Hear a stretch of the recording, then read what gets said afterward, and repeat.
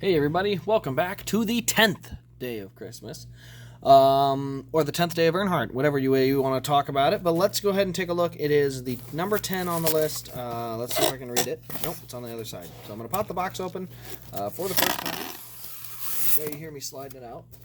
I couldn't actually fit it out in front of this tripod, so there you see it. Number 10 is 1995 Monte Carlo. Number 10 in a series of 12. 1995 Monte Carlo, I believe,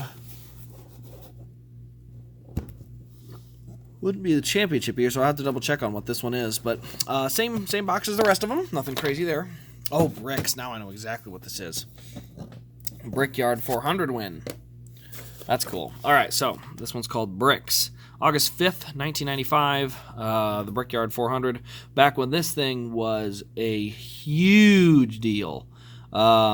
Unfortunately, NASCAR butchered it and turned it into literally a race a lot of people don't really give a rip. But, man, this race was a big deal back in the day. We got Bricks, August 5th, and then, let's see. We were one of the teams to test the track when they just fixed it up, or when they fixed it up. To just go out there and push the car out on the track, just to walk in the brickyard and know that the history was there. It's a special feeling. But then to win and to actually be in the winner's circle with that history there, that was one of the highlights of the racing career. That was real special. So we didn't win Daytona yet, but we won Indy. And then that's Chocolate Myers again. So, but yeah, Indy. The Brickyard 400 was, I would argue, the second biggest race in NASCAR. The Coke 600 is big, but that race was bigger at the time because it was, the track, Indianapolis, is more famous than Daytona. It's a world-famous racetrack. Say what you want about the Daytona 500, but I personally believe the Indy 500 is the greatest motorsport spectacle in the world. And I think it's just, it shows. Look what IndyCar is before that race in terms of, attention, and then right at that race, how much attention it gains. It's that big. All right, there we go.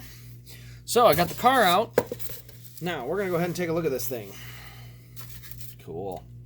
So I don't know how accurate this is to the one that was in Victory Lane. Let's go ahead and pull this off the tripod there. So, I don't know how accurate it is. As I said, that there you see the little plate, Bricks, August 5th, 1995, and the tail plate. You can see on the left side is the Monte Carlo body style, number 3. Obviously a little bit of dirt and stuff sprinkled around over there, tailpipes. There you see our fuel cell in that back of the car there. A little bit of dirt kind of around there. Also on the back window there's some. The right side here, you can see a couple little marks here, one more there, and then another one on the door. Also, you can see it's just sprinkled with dirt. We get to the very front of the car. This is where all the rubber buildup ends up. So you can see a little bit down here on the splitter, on the grill plate, but then on the very, very front of the hood, you can see all the dirt just right along the base there.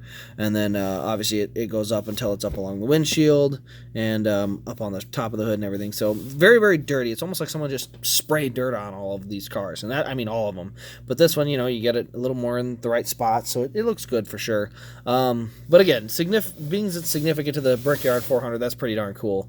I definitely wish, I hope this is accurate to the car that was actually in Victory Lane. I don't know for sure. I'd have to look it up in some pictures, and maybe at some point I'll go back and take a closer look at these. But it's definitely a very, very cool historical car. Race detail-wise, it's solid. It's not anything, as I said, passing the grass and cleaning the windshield are going to be two that are very, very tough to beat.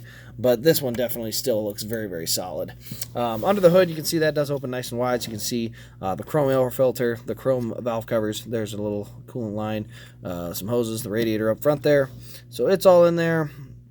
Solid engine detail, nothing super crazy, but, better than what we currently get for our elites. So window net there as well, which is a rubber window net. The rest of it in plastic, though, thus far. But overall, it's definitely, as I said, a very, very historical car. Race detail-wise, it's okay. It's not, the best by any stretch of the imagination, but it's still a very solid-looking car. But that's pretty much going to wrap up this edition of the 12 Days of Earnhardt. Let me know your thoughts in the comments below. Subscribe if you're new for daily Diecast content. We've got 2 more left, and then the Christmas Day special with all 12 of them, which will be a lot of fun. So I hope you guys have enjoyed. Please do subscribe and do all that fun jazz. Also check out the second channel for more of the raw type video stuff that I make. it'll be linked in the description below. So thanks for watching. Hope you guys have enjoyed, and we'll see you in the next Diecast review.